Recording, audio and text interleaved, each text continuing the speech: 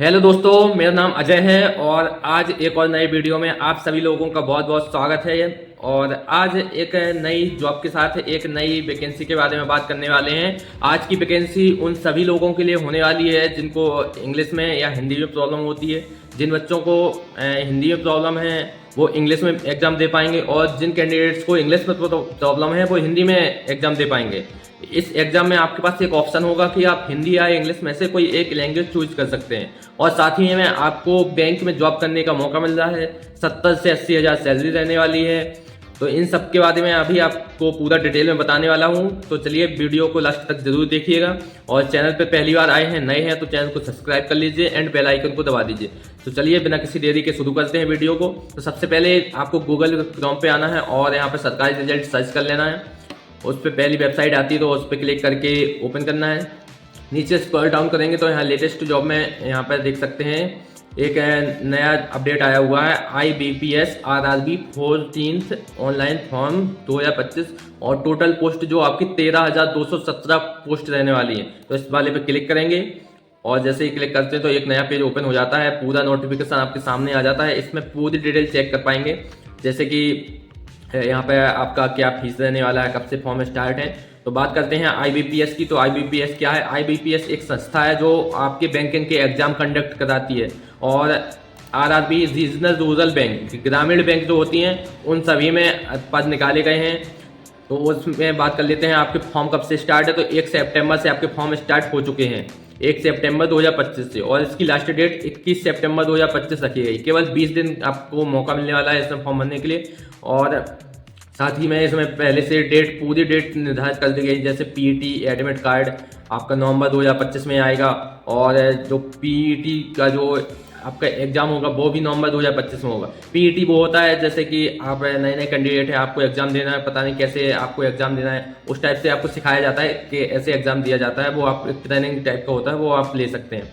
वो आप जब फॉर्म भरेंगे तो उसमें चूज करने के लिए आएगा आप ट्रेनिंग लेना चाहते हैं या नहीं लेना चाहते हैं। तो वो आप पर डिपेंड करता है। अगर लेना चाहते हो तो एस कर दीजिए, तब आपकी एक बार ट्रेनिंग होगी। उसके बाद आपका प्री का एडमिट कार्ड आएगा नवंबर और दिसंबर में।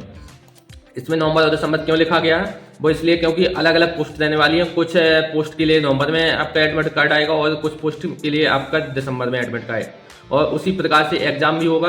जिनका नवंबर में एडमिट कार्ड आएगा उनको नवंबर में, और जिसका दिसंबर में एडमिट कार्ड आएगा उसका दिसंबर 2025 में प्री एग्जाम होगा। और उसी तरह से प्री का रिजल्ट जो डिक्लेयर होगा दिसंबर और जनवरी में होगा, अलग अलग पोस्ट के अकॉर्डिंग। और फिर मेंस में जो सिलेक्ट हो जाते हैं उनके बाद, प्री में जो सिलेक्ट होते हैं उनके बाद मेंस का एडमिट कार्ड आएगा जो दिसंबर में आएगा और जनवरी में आएगा। और इनका एग्जाम होने वाला है मेंस का दिसंबर और फरवरी में। उसी तरह से रिजल्ट जो डिक्लेयर होगा आपका मेंस का, वो आपका होगा जनवरी 2026 में। मतलब जनवरी 2026 में आपका रिजल्ट भी आ जाएगा।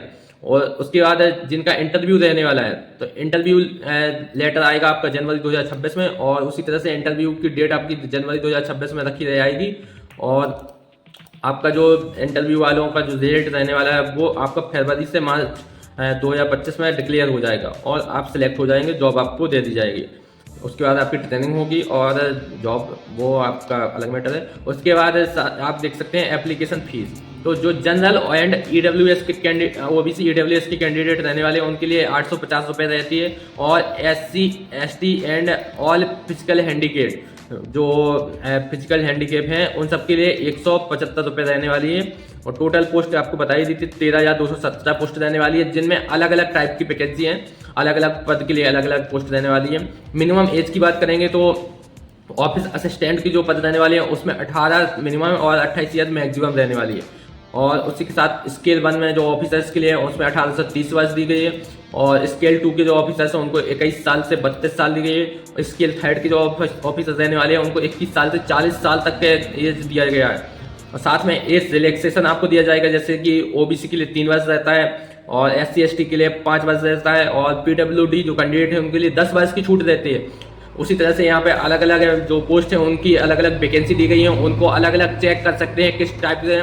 जैसे कि ऑफिस असिस्टेंट के लिए 7,972 पोस्ट दी गई हैं, जिनको यहाँ पर अलग अलग चेक कर सकते हैं। जैसे मैं एक आपको ओपन करके दिखा देता हूँ किस टाइप से रहने वाली है। यहाँ पर क्लिक यहाँ पे ओपन करेंगे तो आपके सामने एक पूरा इंडेक्स आ जाएगा, जैसे कि अलग अलग स्टेट में कितनी पोस्ट रहने वाली है, और आपकी जो भी जैसे आप SC ST OBC EWS general जिस भी कैटेगरी में आते हैं उस कैटेगरी के अकॉर्डिंग आपके स्टेट में कितनी पोस्ट है वो आप सब यहाँ से चेक कर सकते हैं। जैसे कि यूपी में देख लेते हैं, यूपी में टोटल पोस्ट 1000 रहने वाली हैं, और उसी का अकॉर्डिंग जनरल के लिए देखिए 410 रहने वाली है।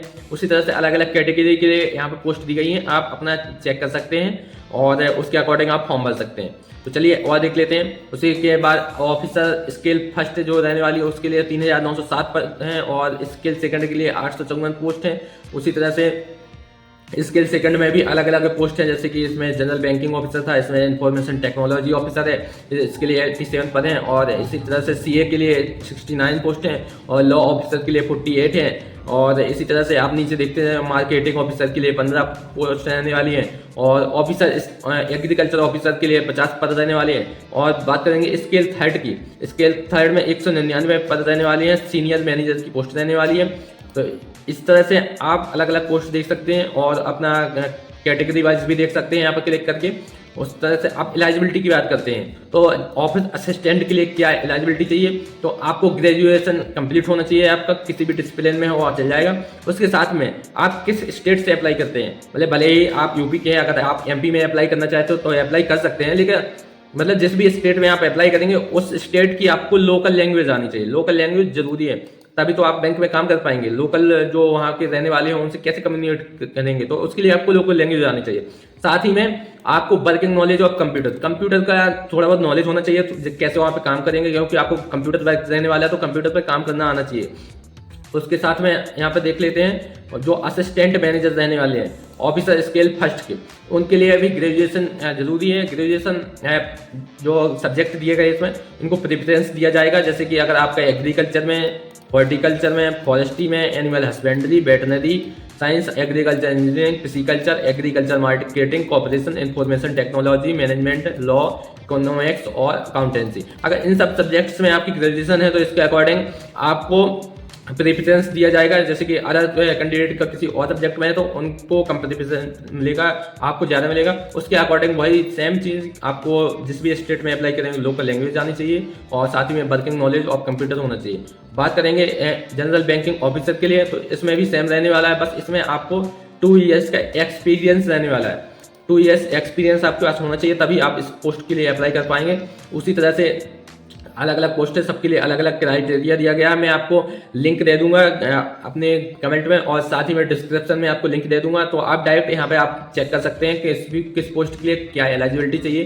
तो इस तरह से आप देख लेते हैं। और साथ ही में अगर स्केल थर्ड की बात करेंगे सीनियर मैनेजर के लिए, तो आपके पास यहाँ पे बैचलर डिग्री होनी चाहिए, किसी भी डिसिप्लिन में चल जाएगी। और इस तरह से आपको यहाँ पर देखिए डिप्लोमा आपका बैंकिंग में होना चाहिए, finance, marketing, agriculture, horticulture, forestry, animal husbandry, veterinary science, agriculture engineering, pisciculture, agriculture marketing, information technology, management, law, economics, accountancy, इन सब में होना चाहिए। उसके साथ में आपको 5 ईयर्स एक्सपीरियंस मांगा गया है इसमें।